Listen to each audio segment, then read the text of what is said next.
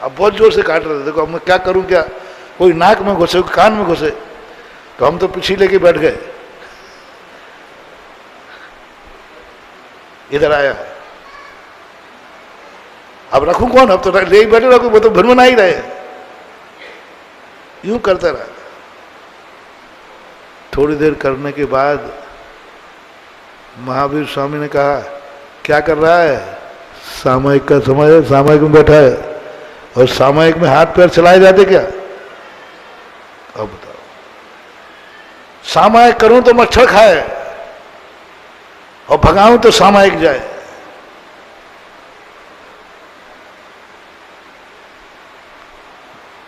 सारे उपदेश फीके पड़ गए।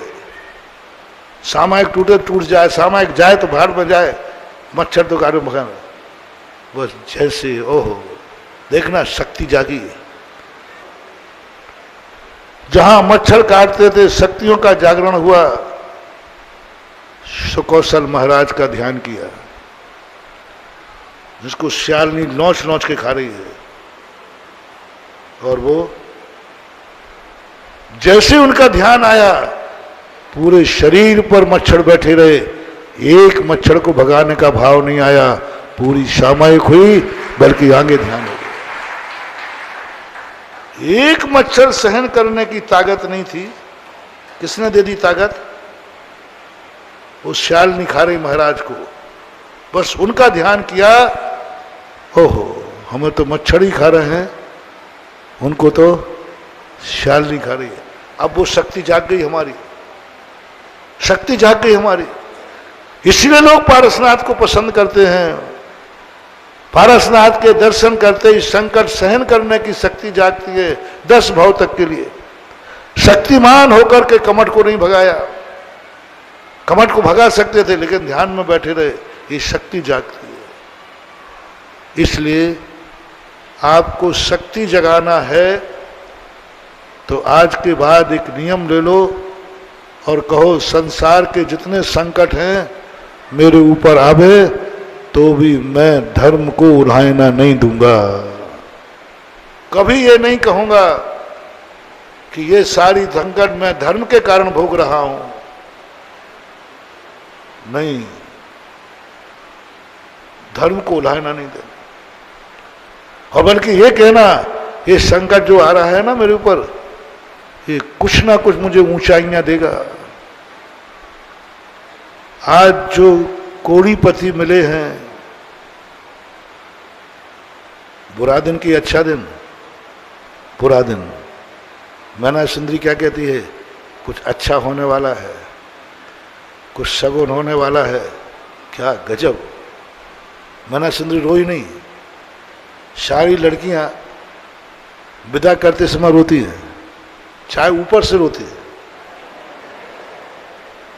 90% ऊपर से ही रोती हैं, अंदर से नहीं रोती हैं। ऊपर से ही रोती है। रोना पड़ता है, क्या करना, नहीं रोए तो आप लोग उसको वो करोगे, रोना पड़ता है। और नाटक भी करना चाहता, मम्मी मैं तो नहीं जाना चाहती, लेकिन एक केस मेरे सामने हुआ। एक माझी परिवार मेरा भक्त था, एक छोकरे की शादी हुई नहीं, तो वो लेने आ गया अपनी पत्नी को। तो सासू माँ कहती, महाराज जी ये आपके शिवरार्थी हैं, भक्त हैं, देखो हमारी बिटिया इतने दिनों में तो आई और 4 दिन में ये लेने आ गए, थोड़ा तो और रहने दो, जब तक आप हो तब तो रह जाए। और माँ ने कहा, माँ महाराज जी आप थोड़ा सा इशारा कर दो, ये कुंवर साहब मेरी तो मानेंगे नहीं, आपकी मान जाएंगे। तो मैंने, क्यों रे छोकरे, जोरू का गुलाब, तूने शादी कर ली तो उसकी बेटी छीन ली क्या? वो वहां बेटी तरफ रही है कि थोड़ा 2-4 दिन और रहने दे, क्यों आ गया जल्दी लेने? तो मैंने बेटी से पूछा, मैं तू जाना चाहती? नहीं मैं तो नहीं जाना चाहती। अभी मान ही नहीं रहे, मान ही नहीं रहे। तो मैं तो जाने नहीं चाहते, मम्मी को देखो, मेरी मम्मी कितना चाह रही 2-4 दिन और रुक जाए, वो तो मान ही नहीं रहे। तो मैंने कहा, अरे बेटा तेरी पत्नी भी कह रही है रहना चाहती हूँ, सास भी कह रही। अब वो छोकरा शर्मिंदा हो गया और आज महाराज के सामने उतर गई। और मैंने थोड़े कहा, मैंने क्यों रे छोकरा तू इतना तो लगा मां रहे बोले। बोले महाराज जी, मैंने क्या बात है? बोले महाराज जी सही बताऊं? बोले बोले बोले इसी ने फोन किया है तुम जल्दी लेने आओ, इसी ने किया था और ये भी कहा था कि मैं मना करूंगी तुम मान मत जाना। अब देखो जिसकी पूरी उतर गई वो तो भर। बोले महाराज ये माँ बेटी से सही बन गए गुरु के सामने, हमें तो बना दिया जोरू का नाम। इसी ने फोन किया था कि जल्दी आओ, मेरा यहां मन नहीं लग रहा है, और ये भी कहा था मैं ऊपर से मना करूंगी तुम ऐसा मान मत जाना। चलो वो तो उसकी कहानी है।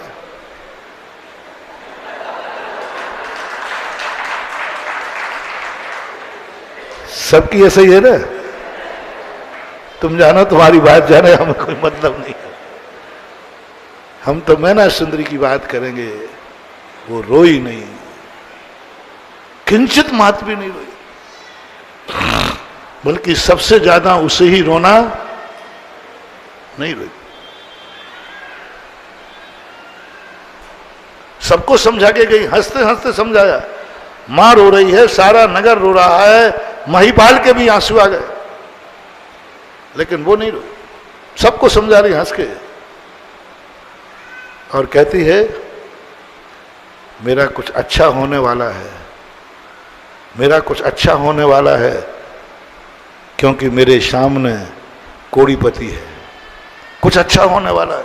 और उसको एक ही बात है, उसके मन में आया ही नहीं कि मेरा बुरा हो रहा है, उसको तो एक ही बात होने वाला है। और आज सबको मालूम है, बोलो दुनिया में कौन अमर है? मैना सुंदरी। मैना सुंदरी को किसने अमर किया? झूठ मत बोलना।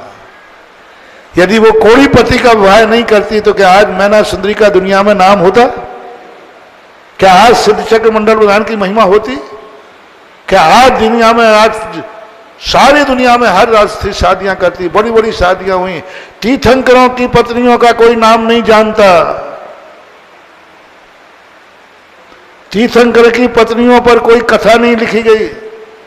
नंदा सुनंदा पर कौन सा पुराण लिखा गया? कौन सी कथा लिखी गई? क्योंकि उनको तीर्थंकर जैसे पति मिले थे। लेकिन मैना सुंदरी पर लिखी गए ग्रंथ, मैना सुंदरी आज अमर है, उसका नाम लेते ही लोगों को गर्व है। नंदा सुनंदा तीर्थंकर की पत्नियां थी, नंदा सुनंदा तीर्थंकर की पत्नियां थीं, और मैना सुंदरी एक साधारण पुरुष की पत्नी थी। तुम बताओ तीनों में से किसका नाम लेने में गर्व होगा? मैना सुंदरी। बस उसने ये मान लिया मेरा कुछ शुभ होने वाला है, क्योंकि अशुभ का उदय है। क्या गजब की बात! अशुभ को देखकर शुभ की कल्पना, शुभ को देखकर शुभ की तो करते हैं, कोई मतलब नहीं। अशुभ को देखकर कर्म उदय, अशुभ आ रहा है और अंदर से आवाज निकालो कुछ शुभ होने वाला है। दुख का दिन आ गया, कुछ अच्छा दिन आने वाला है। अंधेरी रात आ गई, प्रभात काल होने वाला है। किसी ने अपमान कर दिया, बस इज्जत मिलने वाली है। क्या कहा? किसी ने तुम्हारा अपमान कर दिया, अंदर से आवाज आएगी, आना चाहिए, जरूर कोई इज्जत मिलने वाली है, हमें चुप रहना है। जब गाली दे रहा हो दुश्मन, चुप रह जाओ, इज्जत मिलने वाली है। थोड़ी देर बाद सारी दुनिया कहेगी गजब, इतना सहिष्णु, दुश्मन में 100 गाली देगी लेकिन उसने उफ भी नहीं निकाला। बोलो किसको इज्जत मिलेगी? एक व्यक्ति ने एक गाली दी, तुमने 10 सुनाई, और एक ने 100 गाली दी, तुम मौन बैठे रहे। बोलो दुनिया में प्रशंसा किसकी होगी? आप लोग बताओ।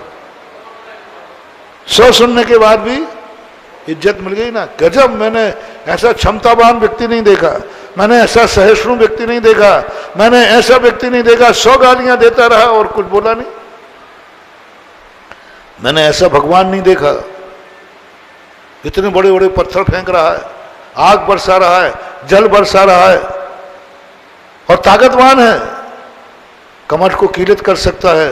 लेकिन गजब, मैंने एक तमाशा देखा, मजबूरी में नहीं पिट रहे थे पारसनाथ, मजबूरी में नहीं पिट रहे थे, पिटने का शौक, मजबूरी में नहीं। पारसनाथ यूं दे रहे कमर, वहीं कीलित हो जाता है, एक कंकड़ भी नहीं फेंक सकते। पिटने का शौक, गाली सुनने का शौक, पत्थर खाने का शौक, बैठ गए बोले कर, एक उफ नहीं बोला। देवताओं का सिंहासन हिल गया महानुभाव, गजब हो गया। प्रकृति कहती गजब हो रहा है, ये गालियों पर गालियां दिए जा रहा है और पारसनाथ कुछ नहीं बोल रहा है, कुछ नहीं बोल रहा है। देवताओं के सिंहासन हिल जाएंगे, तुम्हारे ऊपर बुरे दिन आ जाएं, तुम सहिष्णु बन जाओ, सहिष्णु बन जाओ, देवताओं के सिंहासन हिलेंगे और धरणेन पद्मावती तुम्हारी रक्षा करने आएंगे। बस तुम्हें बस 100 गाली मिलने पर भी एक भी गाली देने का भाव नहीं आना चाहिए। देखो महावीर का पैटर्न देखो क्या है। तुम्हारे लिए एक बार शब्द भी देने का, वो तुम्हें मार रहा है, तुम्हें मारने का भाव नहीं आना है। वो गाली दे रहा है, तुम्हें लौट के गाली नहीं देना है। इसकी ताकत देखो, सारे देवताओं के सिंहासन हिलेंगे। और तुमने गाली देने का भाव किया, फिर मेरी जिम्मेदारी नहीं। इसलिए महावीर के इस कंसेप्ट को अपने जीवन में हर व्यक्ति उतार ले कि हमें संकट का शौक, प्रशंसा का नहीं, गाली सुनने का शौक, प्रशंसा का नहीं, निंदा सुनने का शौक, फूलों का शौक नहीं, पत्थरों का शौक, बस प्रतिकूलताओं का शौक। धर्म करते समय ये नहीं कि मेरे शुभ कर्म का उदय आएगा, मेरे अशुभ कर्म का उदय आएगा, क्योंकि मैं धर्मात्मा हूं। मैंने राम का उदाहरण दे दिया, उन जैसा दुखी संसार में कोई नहीं। आज तक किसी कैसी भी मां रही हो, कुछ तो दिया होगा। झांसी में बताओ, सब लोग अपने माँ बाप से अलग हुए होंगे, कभी माँ बाप ने अलग किया होगा। बोलो राम जैसे निकासी किसकी हुई? कपड़े भी नहीं, 2 बॉडीगार्ड भी नहीं। कल तक जिनको रक्षा करने के लिए हजारों सैनिक थे, राजकुमारों की रक्षा करने के लिए हजारों सैनिक थे, आज एक सैनिक नहीं। रत्नों के कपड़े थे जिनके, आज उनके पास कपड़े नहीं। कितना बुरी तरह निकाला, देखो तो सही, कितना बुरी तरह निकाला। नारी को भी तो कम से कम, राम लक्ष्मण के 2 वस्त्र नहीं थे, कम से कम सीता को तो 2 साड़ी मिल जाना चाहिए थी। कल क्या बदलेगी? कुछ नहीं। रामायण में कुछ नहीं दिया, एक वस्त्र पर निकाला है, ये कुछ भी तो नहीं दिया। सुरक्षा कवच, 2 बॉडीगार्ड नहीं, 2 नौकर नहीं, 2 चाकर नहीं, कल की नाश्ता की व्यवस्था नहीं। मैंने ऐसा संकट तो शायद आज तक झांसी में तो नहीं हुआ होगा, ऐसा दुख था। और कौन थे? पुण्यात्मा। और जो संकट उनके जीवन में आते गए, पर एक विशेषता, पूरे रामचंद्र जी का जीवन मैंने खास तौर से पढ़ा, संकट पर संकट, संकट पर संकट। अंत का तो इतना बड़ा संकट आया कि रामचंद्र जी ने खुद मरने का भाव कर लिया। जब लक्ष्मण को लक्ष्मण शक्ति लगी, रामचंद्र जी थक गए।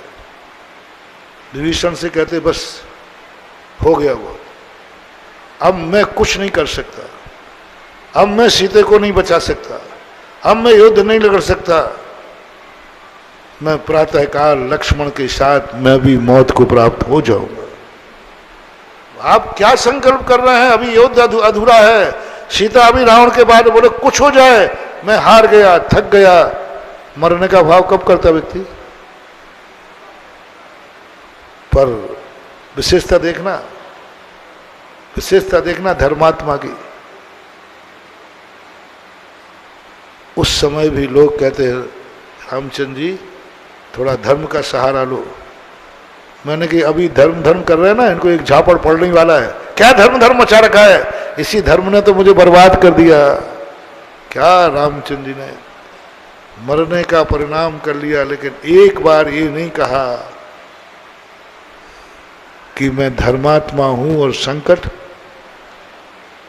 मैंने पिता की आज्ञा मानी, मैंने धर्म किया, संकट नहीं आया। उलाहना नहीं दिया धर्म को कि धर्म के कारण से ही तो संकट आ रहे हैं। इसलिए वो आज पूजा के पात्र है, आप लोगों को भी। और दूसरी बात मैंने पिक्चर की कह दिया, बोलो तुम्हें हीरो बनना है कि खलनायक? हीरो बनना है तुम्हें, खलनायिका की हीरोइन? हाँ, मुंह बाय बैठी है। तो एक लिस्ट बनाओ, आज का होमवर्क है। संसार के जितने संकट हैं, हर संकट को झेलने के लिए मैं तैयार हूं। जाओ, यह होमवर्क है हीरो बनने का। जितने संकट हैं, जितनी गालियां हैं, जितने विरोध हैं, जितनी निंदाएं हैं, सब मेरी होना चाहिए। मैं तैयार हूं। बस उसी दिन तुम्हारे ऊपर फिल्म बन जाएगी और ऐसी हिट होगी, ऐसी हिट होगी तो मेरा मन भी ललच जाए कि मुझे दिखाओ झांसी वाले भक्त का है क्या है फिल्म।